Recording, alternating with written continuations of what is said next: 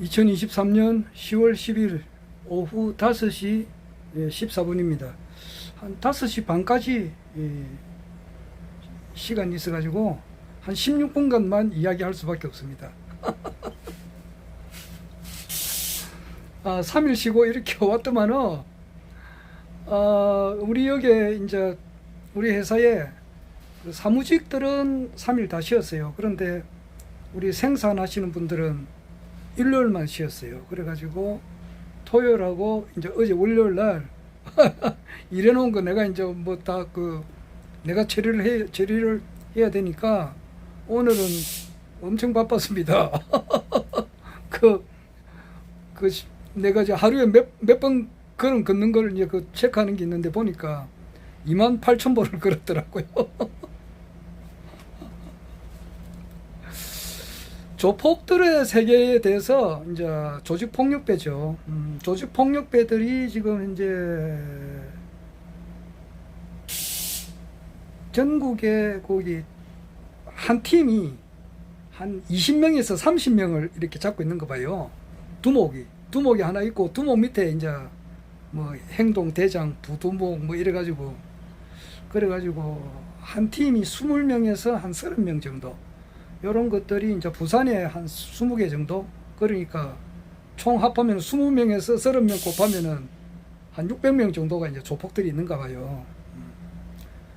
부산에. 그리고 서울도 뭐 그 정도 되고. 그러니까 전국적으로 보니까 이게 조직이 내가 알았는데 한 6,000명 되던가. 요렇게 이제 경찰관에서 요시차를 이렇게 하는가 봐요. 이렇게. 부산에 한 400명, 부산에 한 500명에서 한 600명 정도 되는가 봐요. 그런 사람들은 세계도 있으니까. 일반 사람들이야 모르지만은 그 세계에 보면 저거는 이제 요런 우리 조폭이다. 이제 그렇게 하는가 보더라고요. 그런 사람도 그게 뭐야 50 시절에 이제 김영삼하고 김대중 그 당시 이제 그 당시에는 국회의원도 아니고 이제 이렇게 뭐 정치 생활을 못할 때에 그때 당을 새로 만들고 할 때에 그냥 막 무작대기로 말이지 강목 같은 걸로 가져가가지고 막 창당을 못하게 이렇게 막 작살을 내버리거든. 그 조폭들, 용팔이라고. 그런 사람들이 거기 좀 쓰였는데, 그때도 김영삼 그 당시 총재도 아마 죽을 뻔 했어요.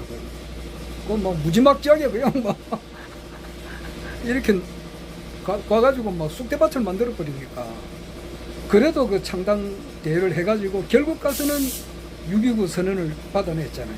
그런 민주화 운동하는 과정에서 그런 것도 겪고, 하여튼 그런 조폭들의 세계가 있어요. 지금 이제 중앙일보에서 연재 시리즈를 지금 잘 하고 있는데 그걸 잘 보고 있습니다.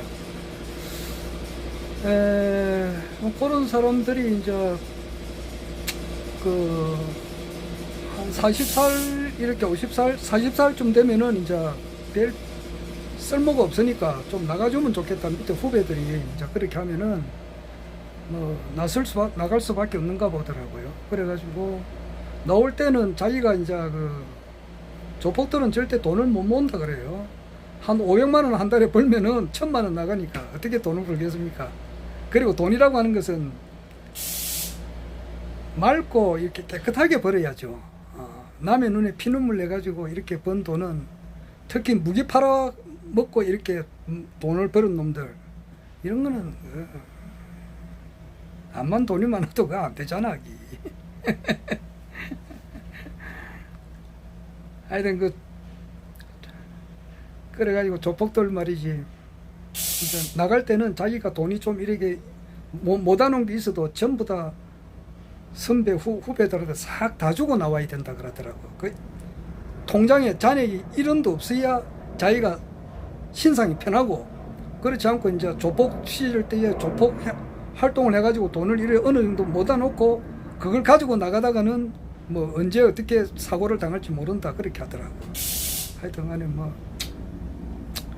부산에도 한 600명, 하루 5, 600명 정도 이렇게 되는가 보더라고요.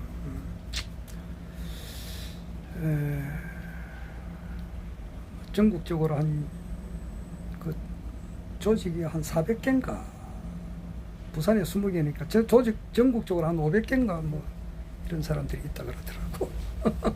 그런 사람들이 나와가지고 이제 하는 일이 뭐냐 하면은 이제 뭐 일정한 직업이 없으니까 그 편의점에서, 야, 이 시간이 너무 빨리 가네. 편의점에서 이제 알바 하는 그것도 하고, 그 다음에 이제 막노동이죠. 이제 하루 아침 새벽 일찍 일어나가지고, 진짜 새벽 일찍 일어나야 돼요. 가가지고 이제 하루 이제 막노동 하는 거 있어요. 그 다음에 이제 이렇게 뭐 미화원, 또 하나 더 있던데 내가 잊어버렸어요. 그런 일을 한다 그러더라고. 그리고 뭐 그 생활이 이제 적응이 안 되면 이제 자살해가 죽고, 조폭들의 세계가 막 그렇다 그러는데, 참 내가 이래 보면은 돈이라고 하는 것은 정말 깨끗하게 벌어서 그래 써야 되죠. 남의 눈에 피눈물 내가지고 그렇게 번 돈 같으면은 안 되잖아. 존 F 케네디 가족이 몇 남매인가 모르겠네. 아들이 4명이고 딸이 4명인가 아마 그 정도 될 거예요. 그런데 존 F 케네디 대통령 35대 대통령이잖아요. 미국에 35대 대통령인데, 요분이 자기 아버지가 존 F 케네디의 아버지가 돈을 좀 이렇게 아주 좀 이렇게 비정상적으로 모았다고. 그 당시에 이제 미국에 금주령이 내려졌는데, 금주령, 술을 못 마시게 하고 팔지도 못하게 하게 했는데, 그것을 이렇게 야매로 이렇게 술을 막 팔았다고. 팔아가지고 떼돈을 벌었다고. 그래가지고 대통령을 시키면 뭐하냐고. 거기서 정상적으로 이렇게 잘 된 사람이 없어요. 물론 뭐 하버드 대학 나오고 뭐 미국 대통령도 됐지만은, 케네디가 아주 성생활은 진짜 물러냈다고. 존 F 케네디 형도 뭐 사고로 죽어버리고, 존 F 케네디도 뭐 나이 불과 40대 초반이 1917년생이거든 케네디가. 박정희 대통령하고 나이 갖고 신앙촌에 박태선 장군가, 그분도 정사생이라고. 그래가지고 5.16 혁명 때 이제 박정희 대통령께서 박태선이 이 사람을 죽이려고 하다가 보니까 내하고 자기하고 나이도 같고 이러니까 봐줬다 그러더라고. 그리고 봐줬는데 사람이 봐주다 보니까 삼성개헌하고 대통령 선거할 때 신앙촌에서 박정희 대통령을 엄청 밀었어요. 그래서 당선되었어요. 그러니까 사람 봐주니까 그 은혜를 받잖아. 그런데 1917년생이니까 63년에 죽었단 말이야. 케네디가 63년에 죽었으니까 61년도에 5.16 혁명할 때 박정희 대통령이 44세고, 그러니까 46세 정도 돌아가셨다고. 그리고 케네디 동생 그것도 법무부 장관 하다가 총에 맞아 죽었잖아. 그 밑에 또 자기 딸 가운데 정신박약아가 하나 또 있고 그래요. 그 밑에 애들 전부 다 마약하다가 이렇게 막 사고 치가지고 이렇게 그런 사람들이 많아요. 지금 이제 막내 동생이 이제 하나, 에드워드 케네디인가 그 사람이 하나 이렇게 아직 살아 있고, 법무부 장관 하던 케네디 대통령의 아들이 이제 주니어 케네디인가 이 사람이 지금 이제 정치인을 하고 있어요. 하고 있는데 하여튼 돈을 비정상적으로 벌면은 그게 안 좋단 말이야. 그게. 깨끗하게 벌어야지. 아이고, 지금 내년에 지금 이제 국내 정치라고 하는 것은, 우리나라 국내 정치가 지금 흐름이 어떻게 하든지 간에 이 모든 것은 허경영 총재님께서 대통령이 되어가는 과정을 우리가 지금 보고 있어요. 보고 있는데 지금 엄청 중요한 일이 지금 현재 우리가 겪고 있는 거예요.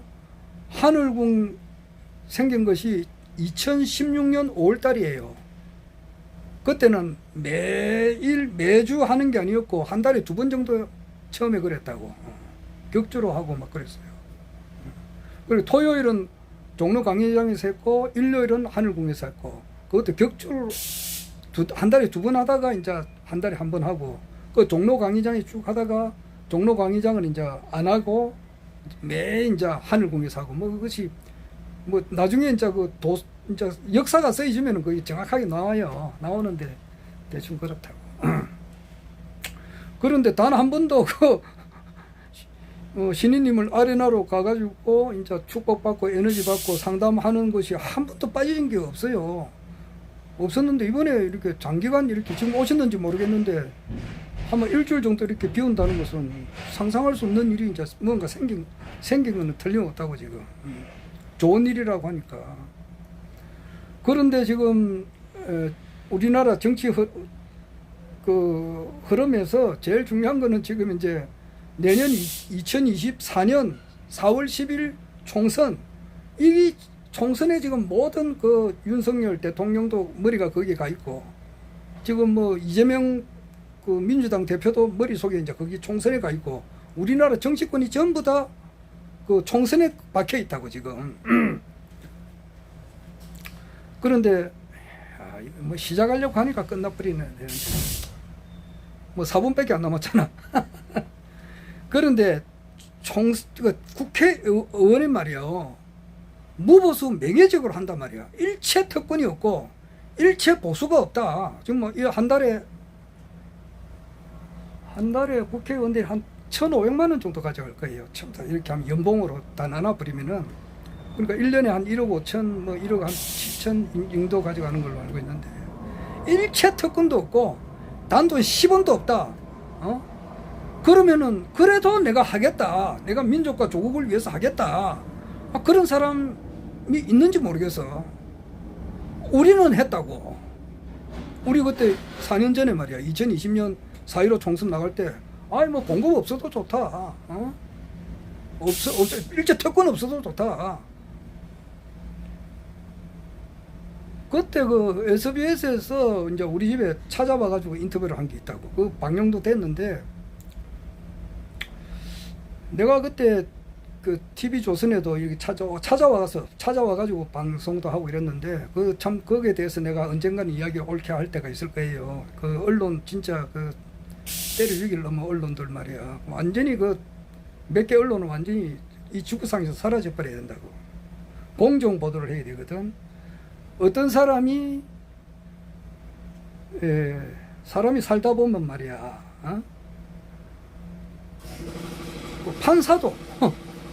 판사가 이건 싫어하다고. 판사들도 회식을 해요. 판사들 회식하지. 회식하다가 판사들끼리도 서고 의견이 잘 안 맞고 이러면은 자기들끼리 언성이 높단 말이야. 다 성인군자가 아니잖아. 그래 하다 보면은 뭐 옥신각신 하다 보면은 사람이 발로 차면은 넘어지면서 이제 그 사람 죽을 운이니까 죽는 수도 있다고. 그래요. 하여튼 간에 그러나 그거는 뭐 잘못된 거잖아. 안 그래? 뭐 그런 일을 뭐 과거에 무슨 일이 있다고 하자고. 그러면은 거기에 대해서 이제 어떻게 하든지 간에 그거는 사회적인 통념으로 볼 때는 잘못된 일이 아니에요. 안 그래? 개백 장군이 어떻게 하든지 자기가 5천 결사대를 끌고 황산벌에서 자기가 마지막 전투에 임할 때는 그냥 자기 가족을 다 살해를 하고 갔다고. 어찌 보면 가족도 때려 죽이려면 이거 뭐 가족을 다 살해했다 이렇게 되면은 뭐 어떤 각도로 보면 저거 완전히 잔인무도한 놈이다 이렇게도 할 수 있고 또 어떤 각도로 보면은 목숨을 버렸단 말이야. 자기 가족들이 나중에 당할 것을 수모를 생각하니까 생사는 인력거든. 안 그래? 그러니까 그냥 이 수모를 받고 사느니 그냥 처리하고 갔잖아. 여하튼 간에 사회 통념적으로 볼 때 뭔가 이런 거는 잘못된 것이 있다. 그러면은 그것을 극복을 하고 곧 이후에 그 사람이 어떻게 살았는지 보라고. 정확하게 살아가지고 이렇게 해서 참 과거에는 그런 일이 있었지만은 그 뒤에 무슨 뭐 시장님들한테 상도 받고 모범 공무원 상도 받고 그 뒤에 공무원 생활할 때가 반듯하게 그렇게 했다. 그래서 이번에 총선에서 출마했다. 요렇게 해야 언론이 공정 보도를 한 게 아니냐고. 안 그래? 내가 말을 빙빙 둘러서 하는데 그렇지 않고 과거에 하나 잘못한 거 그거 하나 딱 잡고 그 당시 국가혁명배당금당이지. 국가혁명배당금당의 모든 사람들이 그렇게 도매금식으로 나쁜 식으로 이렇게 편집을 해가지고 보도를 했다고. 그놈들 완전히 나중에 처벌 받을 거야. 어떻게 하든지 간에 그때 이제 그 사람들이 찾아와가지고 이거 무슨 돈으로 나가느냐 자꾸 이렇게 물어요. 내가 그랬다고. 임진왜란 때 기생도 말이야. 기생도 임진왜란 때에 자기가 벌어놓은 돈을 그냥 그 의병 활동하는데 보탰다고.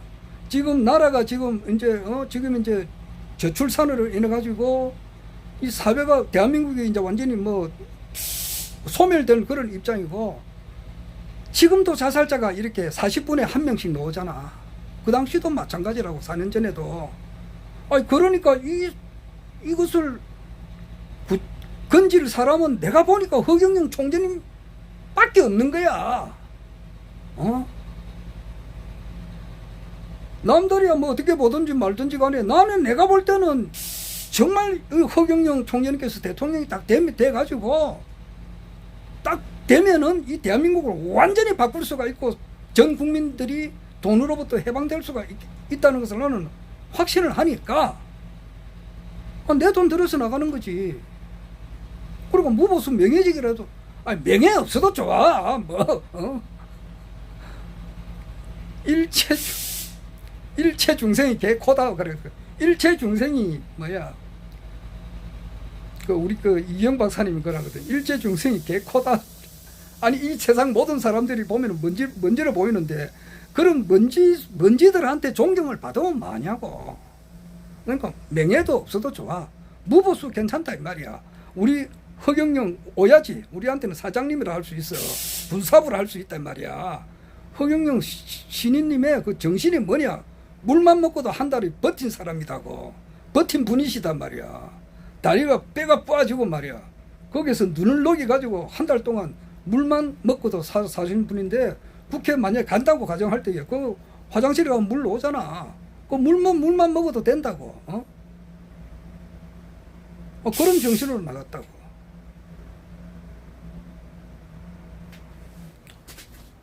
무보수로 하면은 정말 무보수고 특권도 없어도 좋아. 어디서 자느냐. 국회의사당 거기서 자면 되지. 침대 깔아놓고 얼마든지 자지 거기서. 1인용 침대 소파 놓고 내가 공무원 생활하면서 엄청 자주 했어요. 나는 완전히 일을 할 때는 생사를 걸고 한다고. 한 보름 정도를 밤낮으로 일을 한 적도 있다고. 그러니까 한 16일쯤 되니까 몸살이 오더라고. 으시시 해가지고. 그래가지고 그런 적도 있는데, 그냥 간이 침대 거기에서 자면 되잖아. 얼마든지 잘 수 있지. 거기 샤워실도 있고 얼마든지 할 수 있지. 그런데 그 돈이라고 하는 것은 깨끗한 돈으로 먹고 살아야 된다고. 내 이야기 시작하려고 하다 보니까 이렇게 그랬는데 또 다음에 또 하지. 참 살다 보면은 참 살다 별의별 사람 다 만나고 그래요. 참 버림을 받았을 땐 죽음을 허경영